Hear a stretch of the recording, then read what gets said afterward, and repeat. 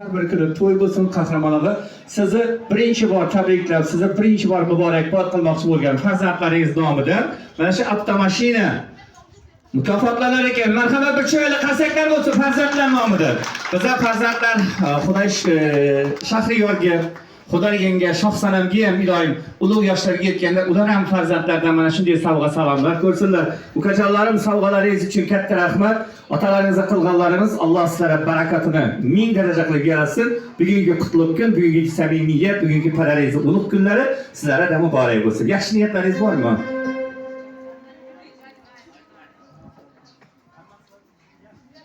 Esselamu Aleyküm devre katmışçıları yine. Şu ülkemi, yüreğim, canım benim.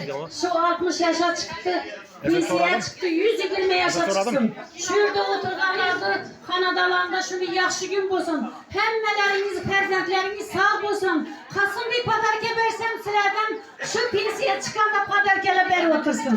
Hemmeleriniz sağ boğaysılar. Şu ülkeme 120 yaş dilimem, bütün ailelerimiz namından.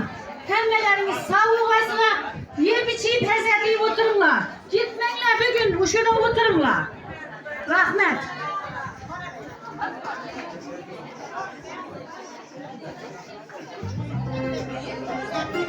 Assalamu alaikum. Ben bugün kahramanla şimdi bu açıdan programını yapacağım. Ama uzak umut, vakit saadetli ulaşır. Sinirlenmeye karşı ben inşallah. Vakitlerini, çocuklarını görüş nasip etsin. Kudayım. Hemmişe yaxshi gün to'ytamiz. Rahmat og'aynilar, rahmat qarindoshlar, rahmat farzandlar, muborak bo'lsin yana bir bor. Yana aytaman, yaxshi kunda aytilgan so'z yaratganlarga Xudo qabul va mag'firat ekan.